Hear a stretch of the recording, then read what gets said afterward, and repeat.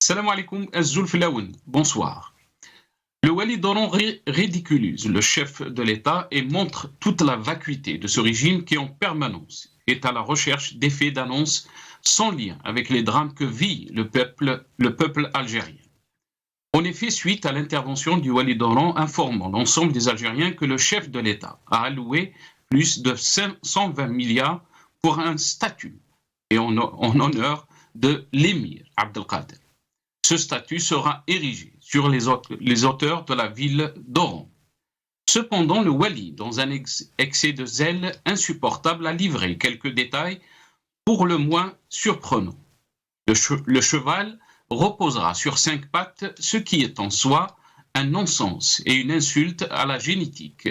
Il ne nous semble pas qu'il y ait eu un cheval ou tout autre animal à 5 pattes dans toutes les descriptions connues du monde animal, sauf anomalie chromosomique. C'est en soi une hérésie et ça dénature même l'objet ou l'homme que l'on veut honorer. Il ne s'est pas arrêté à ce cheval à 5 pattes puisqu'il a clairement affirmé que le glaive de l'émir Abdelkader serait équipé d'un laser pour montrer la Qibla aux musulmans. On a eu la mosquée de Bouteflika avec le plus haut minaret du monde et on aura la plus haute statue du monde avec Tebboune. Pour les hôpitaux, les centres de recherche et autres infrastructures stratégiques, les Algériens attendront. Ce manque de considération fait à l'émir Abdelkader montre ses besoins et toute l'indigence intellectuelle et culturelle de cet agent de l'État et de ses menteurs. Au moment où des centaines de familles sont dans la détresse suite aux inondations de ces derniers jours, au moment où le pays évolue sans cap ni boussole, sans projet, le pouvoir n'a pour seule ambition que de détériorer encore plus le sentiment de colère que l'on perçoit dans la société. Et s'il continue dans cette voie-là, ce sentiment va lui revenir à la figure comme un boomerang et la rupture au consentement de l'autorité n'est pas bien loin. Cela fait partie de l'histoire à venir. ذكرى 140 لوفاة الأمير عبد القادر.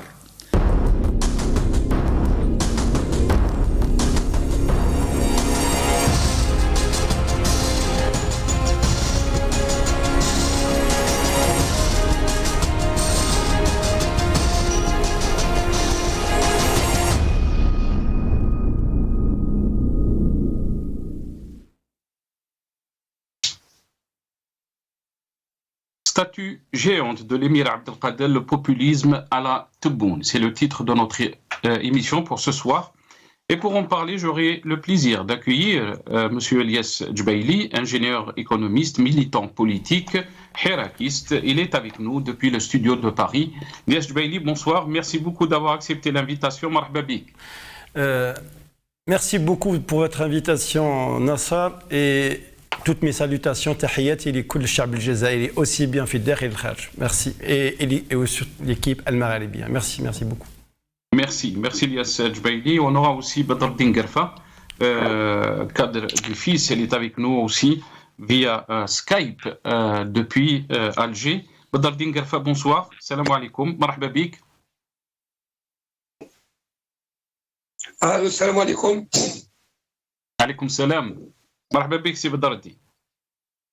اهلا وسهلا السلام عليكم. Merci beaucoup d'avoir accepté l'invitation. مرحبا بك. C'est moi qui vous remercie, Silas. Barakallahu fik. Merci. Elias Djbaili, on va commencer bien sûr notre émission. Rendre hommage à Pierre Audin, Rabbi Rahmou. On va regarder ces images. Il a été inhumé aujourd'hui au cimetière de Pontin. Donc aujourd'hui même, donc c'est des images qui ont été tournées par notre confrère Chaaban Qassi. Elias Djbaili, je vous laisse le mot. Donc si vous voulez commenter par rapport à ces images qu'on est en train de voir. Oui, absolument. Donc nous avons été présents, la diaspora algérienne était présente pour l'enterrement du mathématicien et l'anticolonialiste Pierre Rodin, grand militant et fils de Maurice Rodin, tous les deux ont servi l'Algérie. Son père est grand ami de la révolution algérienne, tué le 11 juin 1957 par les paras, alors que Pierre Rodin, son fils, n'avait qu'un seul mois. Son fils Pierre Rodin, dans la même lignée du combat, n'a jamais cessé de militer auprès du peuple algérien pour le Hirak et pour l'instauration d'un État de droit et démocratique. Nous perdons un frère, un ami et un fils de l'Algérie, de cette grande famille Odin, dont les racines puissent dans cette belle Algérie. Voilà, donc, Allah yarhamou. Il faut rappeler aussi que Pierre Rodin n'a jamais cessé de militer ici en France pour l'accès, pour l'ouverture des archives et connaître le sort qu'a connu son père. C'est-à-dire, il est mort sans connaître l'assassin de son père et sans connaître les conditions de l'assassinat de son père. Donc, c'est un homme d'engagement, comme ce fut été son père, comme ce fut été sa mère Josette, la grande famille Odin qui a servi l'Algérie, qui était près du peuple algérien. C'est une famille algérienne. Nous leur disons merci, merci. Toute la diaspora vous dit merci et grand merci pour tout ce que vous avez fait pour l'Algérie. Allah yarhamou wa yassali. Merci Ilyas Jubaili. Badreddine Guerfa, si vous voulez avoir un commentaire par rapport donc à l'enterrement de Pierre Odin, comme l'a rappelé Ilyas Jubaili, fils de Maurice Odin, Moudjahid bien sûr algérien, Rabbi yarhamou. C'est Badreddine. Voilà, encore un ami de l'Algérie, plutôt une famille de l'Algérie, qui est mort ailleurs, en France. Certainement, son rêve, c'était de vivre en Algérie, où son père s'est sacrifié justement pour l'indépendance de l'Algérie. Voilà. Tout ce que je sais, c'est qu'il a été le fils comme le père, a été aussi du côté des Algériens. Souvenons-nous de Mawaqf Taou durant la révolution du sourire le 22 février 2019. Il a été toujours du côté du peuple algérien. Il avait des rêves comme ont rêvé tous les Algériens. Et bien maintenant, il quitte ce monde. Et d'ailleurs, nous allons tous le quitter. Et nous laissons, malheureusement, notre Algérie est martyrisée, elle est meurtrie. C'est ce que j'ai à dire dans ce pays où les larmes, il n'y a que les larmes dans ce pays. Istithna, le sourire Taoura 2019, il n'y a que des larmes malheureusement en Algérie. Le pouvoir. Voilà ce que j'ai à dire. Barakallahu fik, shukran. On va revenir bien sûr sur notre sujet aujourd'hui.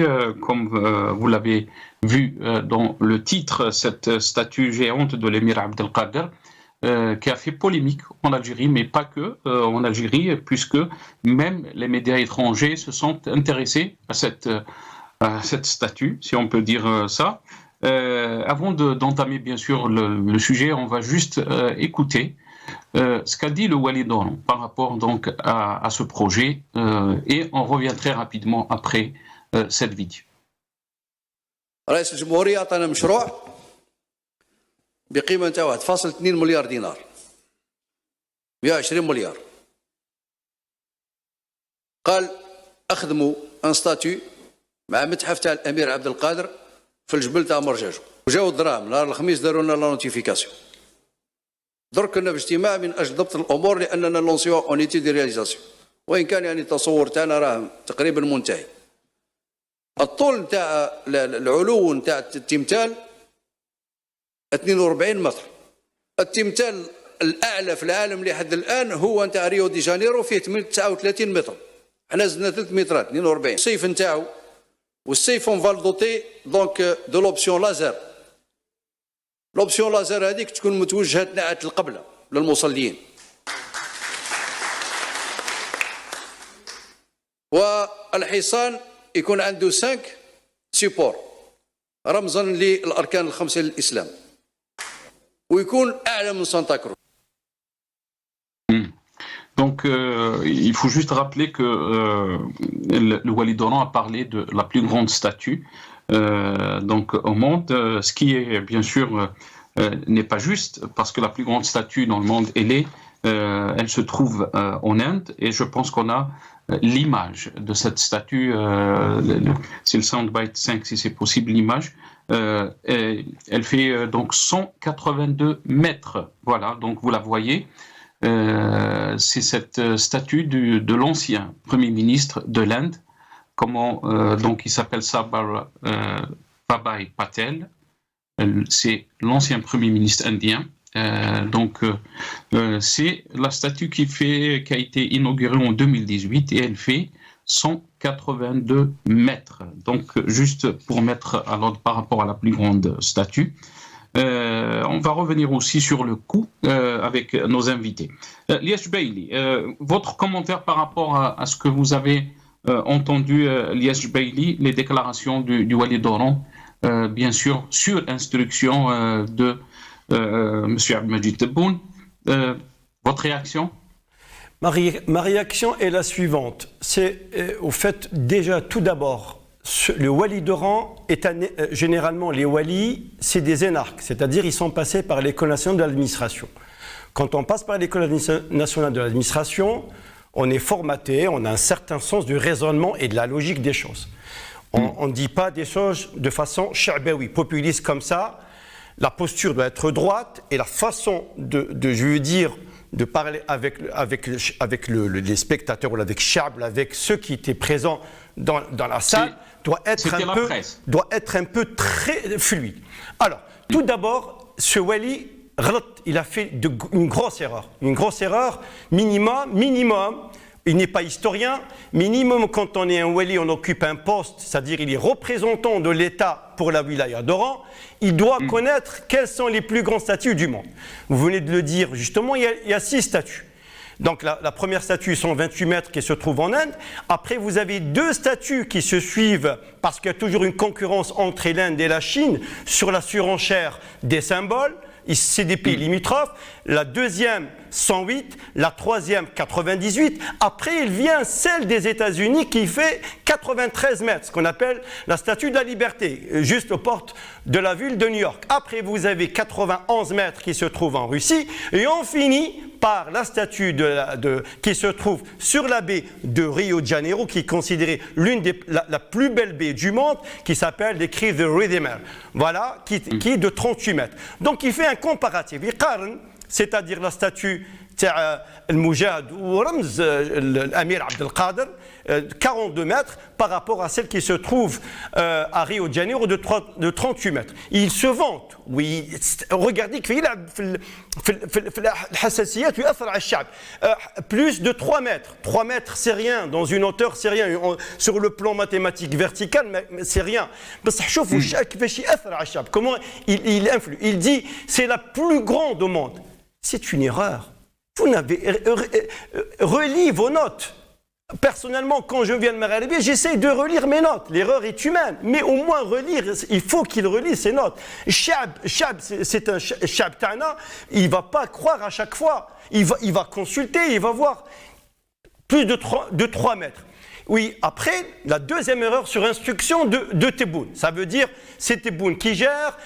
Ça veut dire c'est pas décentralisé. Oui, il nous annonce un montant de 120 milliards. Est-ce que 120 milliards de dinars ou est-ce que 120 milliards de centimes? Comment il va budgéter? Est-ce que la statue, en plus il dit, je ne suis pas là pour faire les erreurs, il confond la statue et le statut. Mais allez, je dis, c'est pas grave, on ne va pas, une erreur d'inattention, ça peut arriver. Absolument. Mais voilà, mais l'erreur flagrante, comment vous justifiez 120 milliards? Est-ce que ça a été budgété? Est-ce que Kent Filmizania? Est-ce que sur instruction? Comment vous allez financer? Mais Chab, il traverse une période difficile. Mais aussi, la question aussi qui s'impose, Lies, oui. Est-ce que c'est une priorité? Justement, on a ça. Mais c'est-à-dire, dans la vie, il y a des priorités. L'humain, quand il est charpenté, le cérébral, il va, c'est-à-dire lui dire, il y a des priorités dans la vie. Il y a shakhsiya, mehaniya, partout. Mais quelles sont les priorités du peuple algérien? Est-ce que la priorité du peuple algérien, une statue de 120 milliards? Est-ce qu'il a visité un des services de l'hôpital d'Oran? Nous savons tous que les hôpitaux c'est des mouroirs. C'est des mouroirs. La preuve, on a vu durant la pandémie. Les incendies de Kabylie. Les gens ont perdu leur vie dans des incendies, plus de 273 morts. Et on nous a promis des Canadaires. Un président qui se présente face à une ambassadrice qui n'a rien à voir et qui lui dit voilà, je passe comment. Les priorités, c'est quoi? C'est les écoles.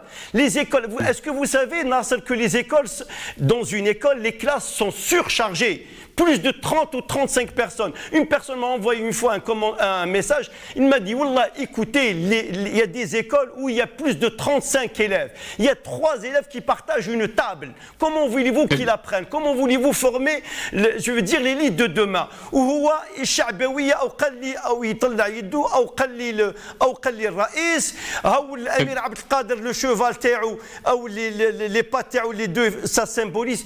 Non, الشعب لازم des priorités. C'est pas le moment. الشعب الجزائري il a besoin. Quelles sont les priorités? Les priorités, تحسين المعيشة, les conditions de vie. L'inflation elle est galopante. Le panier de la ménagère. Il y a des gens qui mangent une fois par jour. Il y a des gens qui se soignent pas. La dernière fois, nous avons vu une personne, un père de famille, en train de prendre son fils dans des draps et dans une couverture et en train de courir pour le sauver, pour trouver un centre de soins. Et soi-disant, un autre wali qui est venu devant les caméras pour dire. C'est-à-dire que l'Algérie, les dirigeants, au fait, maintenant, c'est du Cha'baoui. On n'est plus dans une logique d'État. On n'est plus dans une gouvernance logique. On est en train d'instrumentaliser des symboles pour essayer de gouverner ce pays. C'est pas le moment, c'est pas la priorité. Très bien. Si Bedardine, je vais revenir à vous. Est-ce que vous pensez que c'est une bonne chose, cette statue de Amir Abdelkader, qui symbolise aussi l'histoire de notre pays, son combat pour l'indépendance? Quelle est votre réaction par rapport donc à cette décision de construire cette statue? Bien sûr, le Wali d'Oran a parlé les symboles de l'islam, et que même l'épée de cette statue sera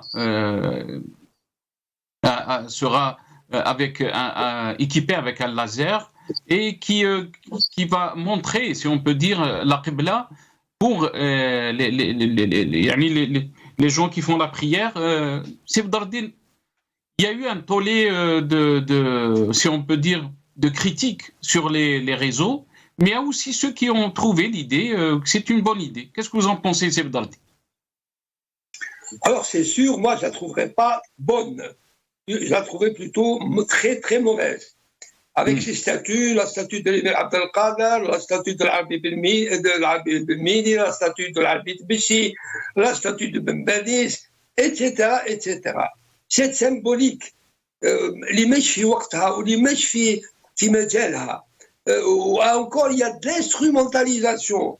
اليوم, est-ce que ceux qui gouvernent راهم يغوفرنيو من اجل الشيء اللي مات عليه وكاف عليه الامير عبد القادر وكاف عليه المقراني وكاف عليه بوعمامه وكاف عليه كل الشهداء والعربي بن مهيدي وديدو شموراد وعبان et tous ces gens-là les كافحوا pour une Algérie juste, pour une Algérie de justice, pour une Algérie de liberté, dans une Algérie qui vit dans ses valeurs ancestrales, dans ses valeurs civilisationnelles.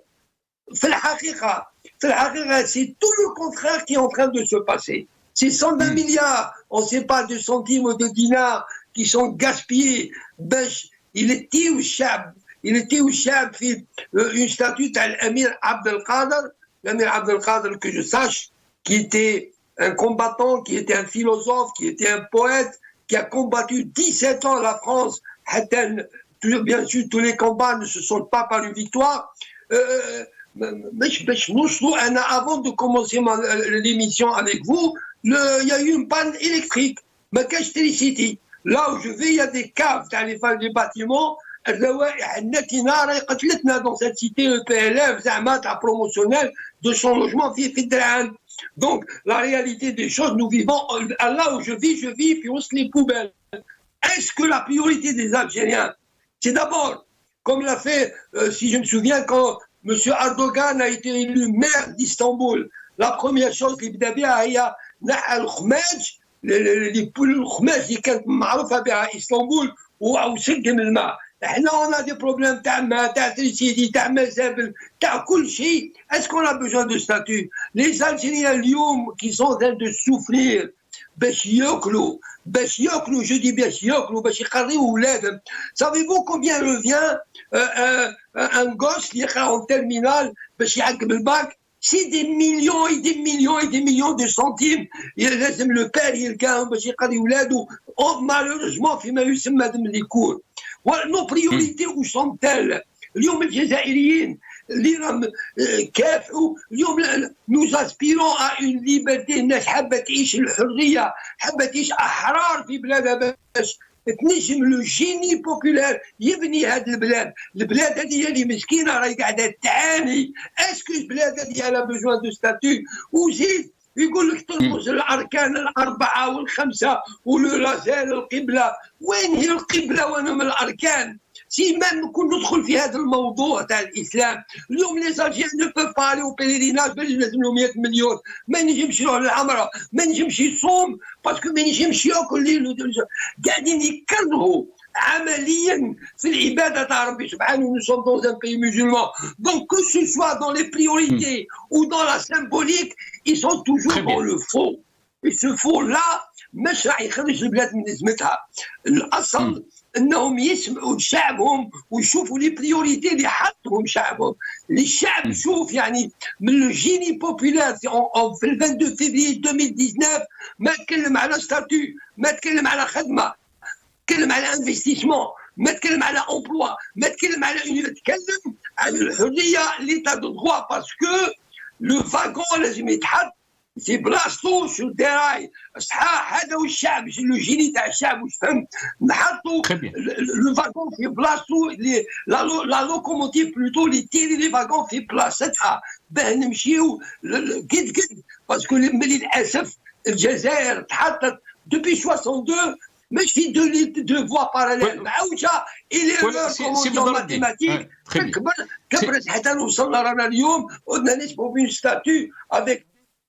حتى كما كان يذكر فوتر انفيتي حتى كيمدوا حوايج يمدوا فوق ميم با يبران لا بان شويه يمشوا مع بار انترنت. سي تري فاسيل بار انترنت تروح جوجل تلقى كل شيء. لا با بيزون دات البريمي مينيستر ولا اي بورتون كاين اللي يقول لك سي بدر الدين باللي يعني on est en train de mettre en évidence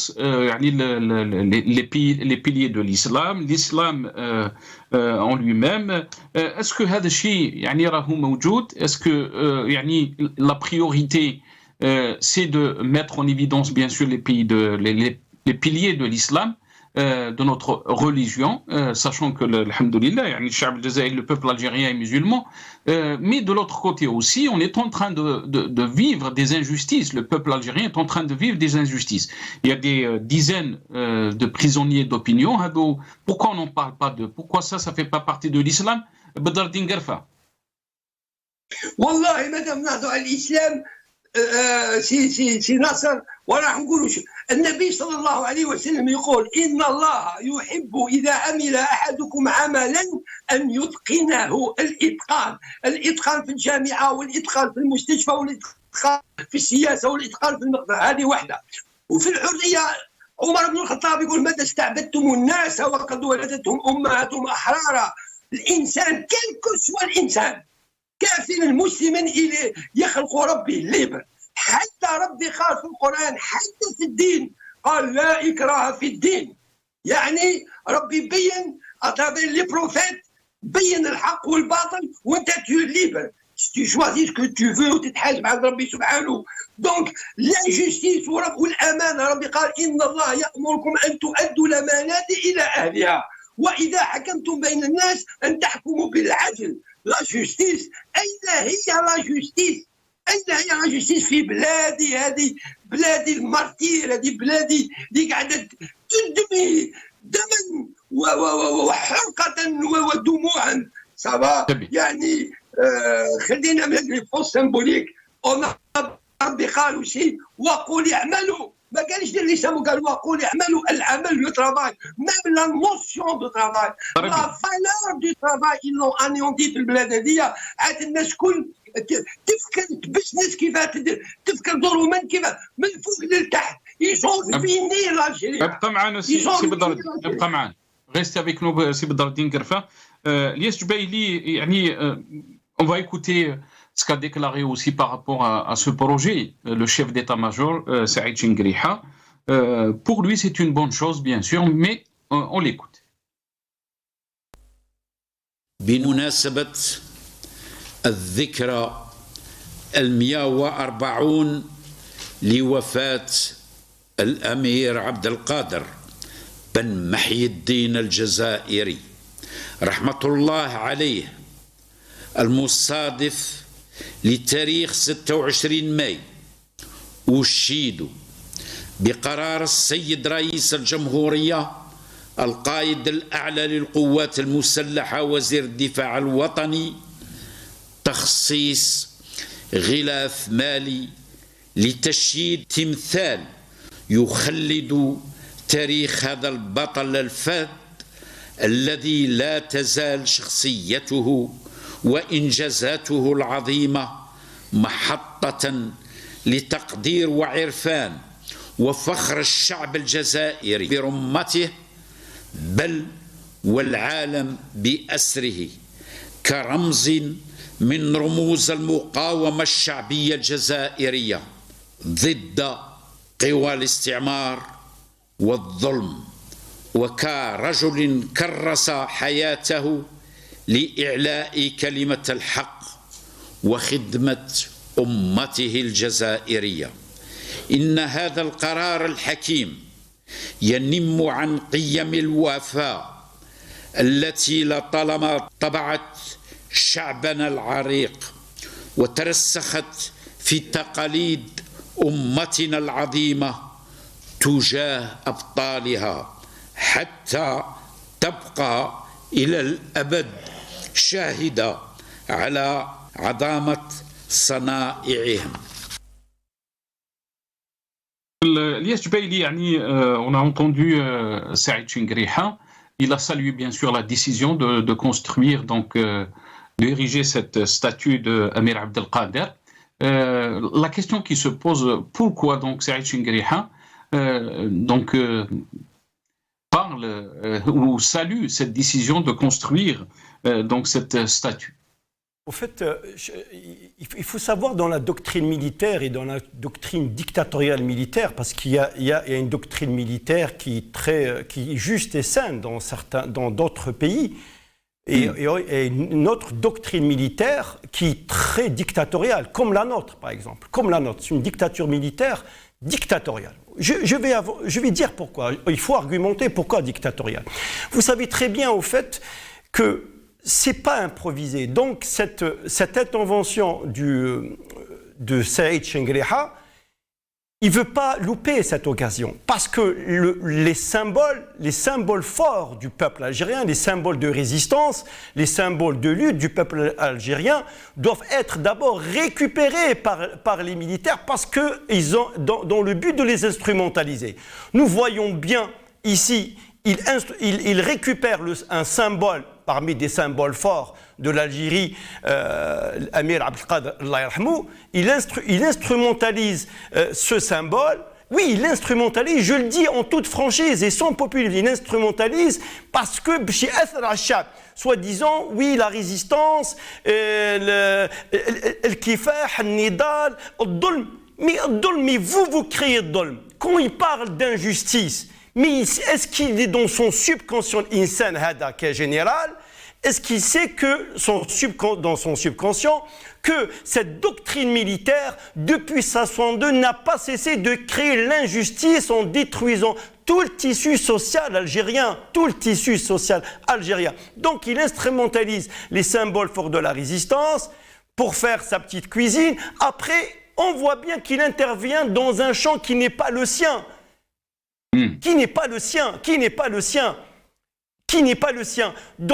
C'est-à-dire l'intervention d'un général, c'est pas dans ce secteur-là, c'est pas dans ses prérogatives. Nous voyons bien que après le Wali, qui sous instruction, c'est que le Wali au fait, il a intervenu.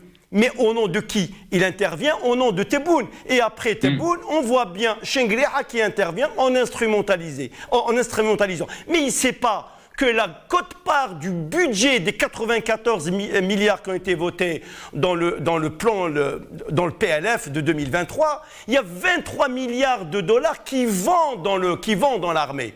Moi, je n'ai jamais dit que l'armée doit avoir son propre budget, mais un budget raisonnable, qui ne doit pas être au détriment de la santé, qui ne doit pas être au détriment de l'école, qui ne doit pas être au détriment de l'amélioration de la vie quotidienne. Nous avons besoin de quoi, Nasser? Nous avons besoin d'hôpitaux, nous avons besoin d'améliorer les services, nous avons besoin d'améliorer l'accès aux soins, nous avons besoin de routes, nous avons besoin de ponts, nous avons besoin de barrages amovibles, nous avons besoin de digues, nous avons besoin de ce qu'on appelle de VRD, voies et réseaux divers, pour irriguer tout ça. C'est ça la priorité.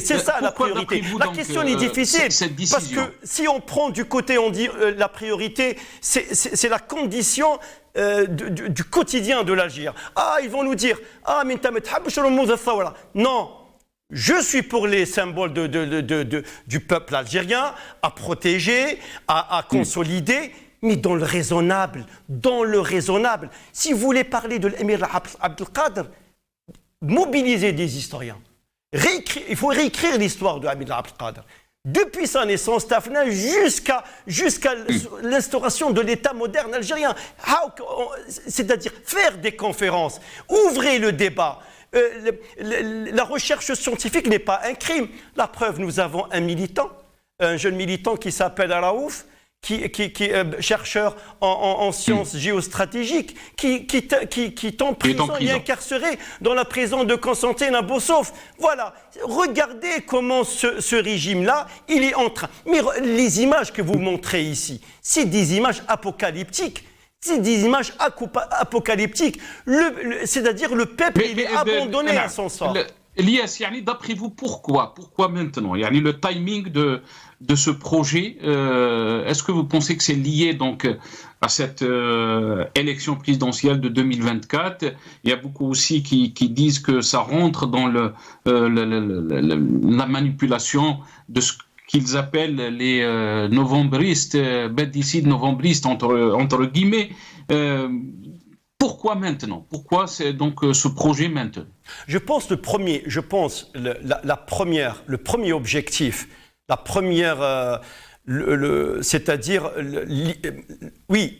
premier objectif de l'armée et du régime, ils pensent au deuxième mandat présidentiel. Est-ce que la reconduction tacite de Tebboune ou pas? Donc c'est des clans qui vont négocier entre eux. Le clan le plus fort, c'est lui qui impose. Si Tebboune, il appartient au clan le plus fort, la reconduction tacite de Tebboune, elle est validée de façon définitive, qu'il vienne au mois de juin à Paris ou pas, c'est-à-dire son réélection est assurée. Maintenant, on ne sait pas qu'est-ce qu'ils vont nous sortir. Mais au fait, deuxièmement, il y a le retour des novembaristes bédicistes. Moi, je ne veux pas rentrer dans cette idée. C'est quasiment instrumentalisé par un clan du régime pour essayer un petit peu de détourner l'attention des vraies revendications du Hirak. Est-ce que ce projet vient dans cette logique? Oui, mais vous savez, il y a une série d'événements qui sont passés. Je veux dire, ça a commencé par Ali Belhaj. Ils ont voulu un petit peu, je veux dire, le titiller en l'interdisant d'aller à la prière, en l'interdisant d'assister à l'enterrement. c'est un civil, il a payé sa dette, point, il est chez lui, il a le droit de sortir. Moi, je ne suis pas de son courant, mais je le dis, honnêtement, il a le droit de circuler libre. C'est un citoyen libre, il doit jouir de sa propre liberté. Après, nous avons vu quoi ? Le procès de Ali Rdili, il lui restait que 17 jours. On lui a prolongé 2 ans pour l'éliminer de façon définitive pour la course de l'élection présidentielle. Il va sortir en juin 2025. Après, nous avons vu que nous avons assisté à un contrôle judiciaire de Issa'ad Rabrab, alors qu'il est en train de créer des entreprises un peu partout qui sont en train de fleurir au lieu d'utiliser, qu'on soit d'accord avec Rabrab ou pas, moi je suis du côté de Rabrab parce qu'il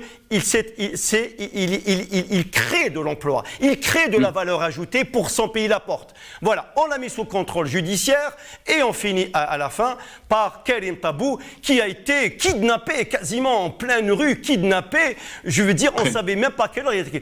Tout ça, ça rentre dans des règlements de compte ou dans des manipulations c'est-à-dire de menaces d'un clan à l'autre. En tout cas, la guerre est ouverte entre eux pour les élections présidentielles de 2024 et l'armée. Un clan de l'armée ne doit pas perdre face parce que s'il perd face, tout risque de partir en vrille. Voilà. Très bien, restez avec nous, Elias Djubaili. Badardine Gerfa, la question qui se pose, pourquoi maintenant donc ce projet de statut de l'émir Abdelkader, Rabbi Rahmou, est-ce qu'il y a des manipulations comme l'ont suggéré quelques observateurs, surtout sur la question de Novembari, El Badissi, Novembari, Badardine Gerfa? Tout simplement, ce que j'ai à dire, c'est que ce régime, il est véritablement en panne de projet. C'est ça, là où le titre, il est en panne de projet. Votre invité a commencé à toutes ces manipulations qui ont commencé avec Ali Belhaj jusqu'à Karim Tabou, mais je pense que Ali, c'est juste dans...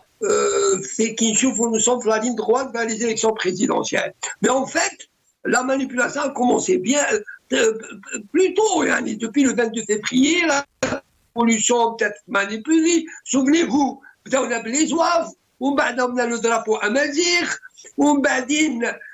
ça n'a pas marché. On a le terrorisme, Rachel Mac, bon, ça n'a pas marché, et puis, c'est tout que je suis l'extrémisme religieux, alors que les mosquées, toutes les mosquées, je dis, toutes les mosquées, sans exception, les mosquées, et l'imam, محطوط من مثال سفر religieuse, alors, الخطبة باينة وين ماشية. Donc, l'extrémisme religieux, et la suite, les gars, à votre invité, tout ça, tous ces efforts de manipulation, l'idéologue. Et l'Algérie, les inondations, j'ai toujours dit que Boudiaf, quand il dit où va l'Algérie, je pose cette question. Où est l'Algérie? Où est الجزائر؟ كي تسأل شاب من الشباب تاع اليوم يقول لك احنا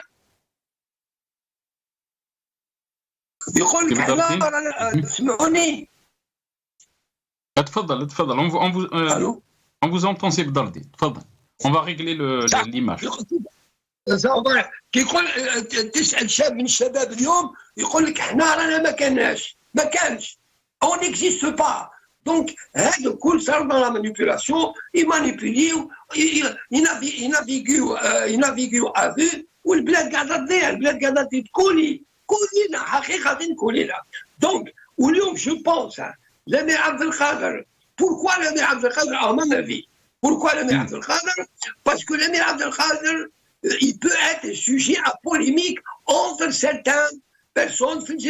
Ça a commencé, souvenez-vous, de l'époque avec Hamouda, le fils d'Amiroch, donc ils peuvent faire sortir des gens autour de Jenna, Novembari al-Badissi Amnena, l'autre dit que c'est un héros, l'autre dit que c'est un traître, alors que c'est un des plus grands symboles du peuple algérien, de l'État algérien normalement. Donc, mais il est Tiouchab, et eux, ils préparent tranquillement leur pseudo-élection, parce qu'ils le président, il a tout toujours ça. Donc vous pensez que c'est beaucoup plus... on est dans la diversion par rapport... كي باش يتنحى شادلي شوف الحكايه اللي داروها لنا صوفي لا ريبوبليك كي جابوا لنا دونك جابوا بودياف كي قتلوا بودياف كي جابوا لنا زنوار كي يهبطوا زنوار توت هذيك التريك اللي داروه لنا في لي جورنو مع سي بوكروح وحكايه بتشين ايتترا اي شاك فوا سي لا ميم شوز وقاعدين يضيعوا في الفرص على الجزائريين alors quand je pense que le حزب العداله في تركيا جاء en 2003 حكم لا تركيا ونصت لا تركيا الجزائر ما كانهاش للاسف الشديد. Très bien. Restez avec nous, Badardine Gerfa. Ilyas Jubaili, je vais revenir à vous, mais il faut revenir aussi que ce projet de statut a fait la polémique pas seulement en Algérie, mais en dehors de l'Algérie aussi. On va regarder ce reportage qui a été fait, bien sûr, par Al Jazeera, mais d'autres chaînes aussi. On regarde ces images et je reviens à mes invités très rapidement.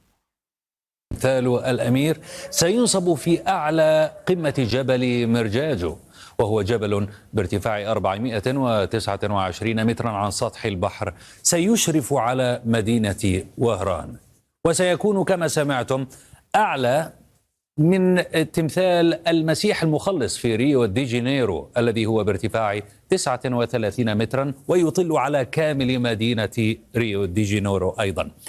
إعلان السلطات الجزائرية عن تمثال الأمير عبد القادر أثار جدلا في الأوساط الجزائرية. On va regarder donc l'autre vidéo de la chaîne de télévision Al-Arabi.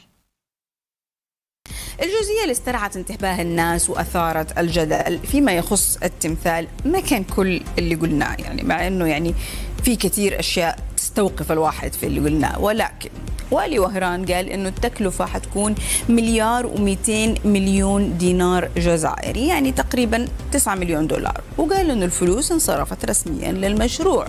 وهنا الجزائريين انقسموا، ناس شايفة أنه تمثال تكريمي مثل هذا للأمير عبد القادر شيء جميل وضروري، وناس تانية شايفة أنه لا، تبذير للأموال ما له داعي أبدا، وأنه الملايين هذه المفروض كانت تنحط في مشاريع خدمية للمواطنين، وهذا الشيء كان حيكون أفضل للبلد ككل.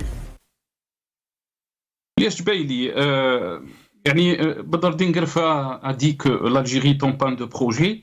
Mais quand on regarde ces images, ça nous fait rappeler aussi les images du temps de Bouteflika. Est-ce que l'Algérie est devenue encore une fois la risée du monde, entre guillemets? Quasiment, l'Algérie elle a perdu toute crédibilité sur le plan, au regard international, au regard des autres pays, sur le plan aussi même avec nos alliés. Même avec nos alliés, la Ligue arabe, l'Arabie saoudite, la Jordanie, ils ont tourné quasiment le dos. La preuve que l'Algérie n'a pas été invitée pour des réunions avec la Jordanie et l'Arabie saoudite concernant l'intégration de la Syrie. Sur le plan russo-ukrainien, même la Russie, elle commence quand même à rétropédaler, à faire très attention, parce qu'il n'en demeure pas moins, c'est un allié, mais il faut faire très attention. Moi, je dis bien par rapport à la France, parce que c'est un pays très très important pour le régime. Macron, s'il voulait faciliter la venue de Tebboune, il l'aurait fait. C'est ça, Macron. Est-ce que il vous l'aurait pensez fait, croyez-moi, il l'aurait fait. Il l'aurait fait, Macron. S'il voulait vraiment la venue de Tebboune le 2 mai à Paris, il l'aurait fait. Ils auraient pu trouver tous les moyens. Ils ont la logistique ils ont les ressources pour assurer la venue. Mais ils ne l'ont pas fait. Parce qu'ils savent très bien que cette venue à Paris, elle risque d'être aussi instrumentalisée. Parce qu'ils savent que le régime est en train d'instrumentaliser. Déjà, il y a un problème au niveau par rapport à la place de la République, c'est que le régime fait pression sur la France, pour essayer de mettre fin à la place de la République et essayer de déloger de déloger notre résistance, notre lutte pacifique depuis le 22 février à la place coloniale Fabien. Donc tout ça, Macron, et en plus il y a du contentieux énorme entre la France et l'Algérie. Donc je pense que Macron, ils ont dû réfléchir, ils ne veulent pas donner un coup de main. Si cette visite se fait de façon, je veux dire, normale, dans des conditions sans contrainte et sans pression, il sera le bienvenu comme tout État. Mais est-ce que vous pensez qu'elle n'aura pas lieu, Lias Jubaili? Je vais revenir à vous. Je vais donner la parole à Badreddine Guerfa et on va terminer l'émission avec vous très rapidement. Badreddine Guerfa, bien sûr, quand on parle de l'Algérie à l'extérieur, on a vu la dernière fois, bien sûr, la résolution du Parlement européen, mais aussi la critique qu'on a entendue de Xavier Driancourt, l'ancien ambassadeur français à Paris. Il a parlé même de revisiter ou de voir un peu les accords qu'il y a eu entre l'Algérie et la France, les accords de 68 de l'immigration. Le livre qui est sorti dernièrement par 2 experts français, Le mal algérien, l'Algérie inquiète à l'international, Badreddine Guerfa. Certainement. Tout ça, c'est le résultat de l'illégitimité يعني اللي راهي في الجزائر. شوف la Libye qui est quand même un pays voisin, un pays زعما frère et voisin. Quel est l'impact de la diplomatie algérienne en Libye? Zéro, nul. La Turquie qui est de l'autre côté, elle a un impact réel en Libye.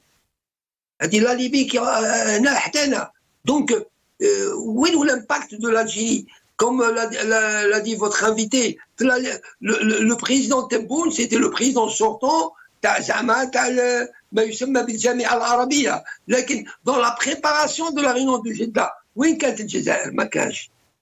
La Syrie a été intégrée. Le dictateur Assad, il a été réintégré في la Ligue arabe. Même pas شكون الجزائر اللي زعما le pouvoir algérien سعى باش يرجع Assad la Ligue arabe. Donc ما كانش. Et c'est tout à fait normal ما كانش. Parce que tout le monde sait, les États-Unis le savent, la France, la Russie, même la position de l'Algérie par rapport à la guerre russo-ukrainienne, floue, grâce à les Occidentaux, grâce à certainement les Russes. Donc, le Mexique, c'est un État fort, un État légitime, un État où il y a un progrès réel, il y a une émancipation, il y a de l'épanouissement, il y a une justice, il y a un véritable État de droit, il y a une démocratie réelle.